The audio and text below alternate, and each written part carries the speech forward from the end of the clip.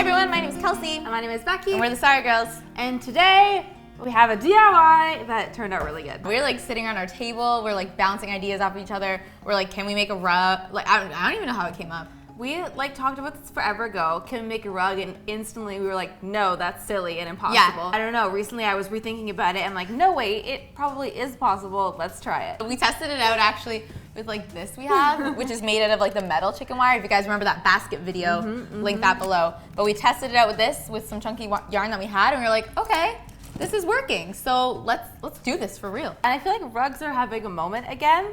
Like, I don't know, rugs when I was young like weren't cool. Same with It's like, plants. oh, your mom just what? had rugs in the house just so that the floors didn't get dirty, but now it's like a statement piece in the room. Yeah. So it's cool that we get to DIY one that's actually like super trendy right now too. So this is our take on how to DIY a Moroccan inspired rug.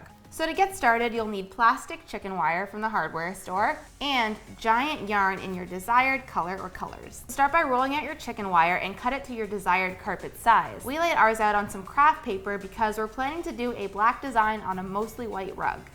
We took a Sharpie, outlined the size of our rug, and then drew the design with a pencil onto the craft paper. We found that this was the easiest way to figure out what design we wanted and then to transfer that design with the Sharpie to the chicken wire once we had decided. Drawing this design onto the wire will help us know where to put which color of yarn where. We'll explain this a little bit more later. Once the design is drawn on, we're taking the chunkiest yarn we could find. We're going to go down the horizontal rows of the chicken wire, skipping every other one, unless there's black in the design, and only tying a piece of yarn to every vertical side of the square. Leave the first column free because we'll need this for the tassels later. Without cutting the yarn, twist the end and slip it in from the top under the vertical side of the chicken wire square and back up the other side. Tie a knot with about 1.5 inches of the yarn sticking out on the end and pull tight. Be careful not to go super tight or the plastic wire will start to curl. Then you can go ahead and cut the side of the yarn that is still attached to the spool at a similar height. We're gonna come back and trim this all up later. Keeping the yarn on the spool is ideal to not waste yarn, as well as it's easier to tie the yarn when you have a longer piece. Continue adding your knots. When you reach a part of the chicken wire that has a design on it, make sure to switch up your yarn in the color of your choice. Since our black line was pretty skinny, we made sure not to skip any rows where the black was on. We tied a knot on every single piece of the black square. So we knew that this rug was gonna take a long time, and it's something that's more of a labor of love, much like knitting an entire sweater or doing a super complex painting. It's not something you get done in a day. So for our purposes, we wanted to get this video done in a week instead of a couple months. So we realized halfway through that this was gonna take a while, so we cut our chicken wire in half so it was more manageable to do. So you can make your rug in any size. You could even attach the pieces of chicken wire together to make it an even bigger one.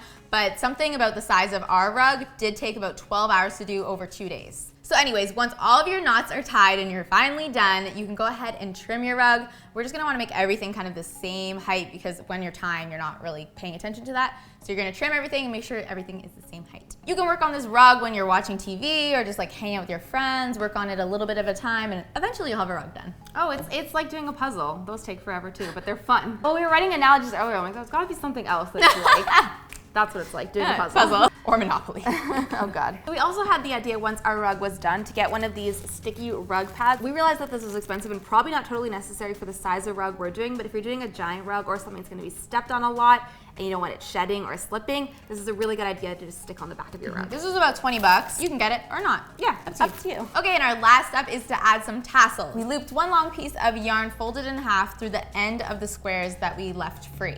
Push the folded end through a square about 1 inch or so, loop the other ends through it to form a knot. Make sure that however many individual pieces that you have in the end is divisible by 3. Once your row is complete, take 3 of the end pieces and braid them together. Tie them in a knot and then trim the extra yarn if you need to. Repeat until you have all your pieces of yarn braided. I can't believe how legit this looks. I feel like I've been saying that a lot recently. Our DIY game's been on point.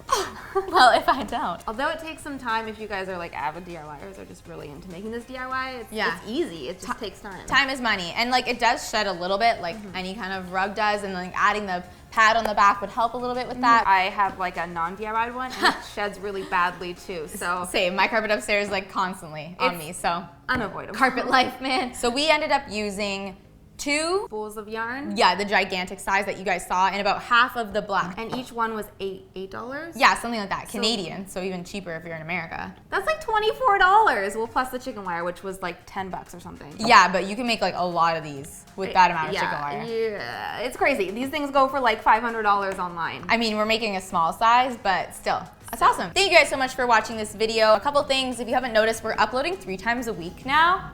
What? Which is honestly crazy because that's us filming and making 3 videos a week. The Thursday videos are kind of the new videos. They're a little bit more lifestyle, like Becky just did a what's in my makeup bag. Yep. And those ones we push out pretty quickly. We get to do more of the series that you guys love, like Thrift Flip and Dollar Store Challenge. That's gonna happen like way more regularly. And then we're planning Tuesdays to be like a very like, this is a DIY tutorial. Hope you guys enjoy that. And then also, if you might have noticed, the sponsor button down there, we mentioned it before.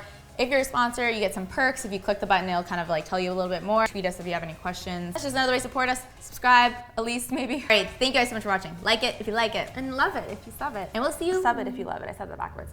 Anyways. How many years have you been doing this? Okay, bye guys. Bye.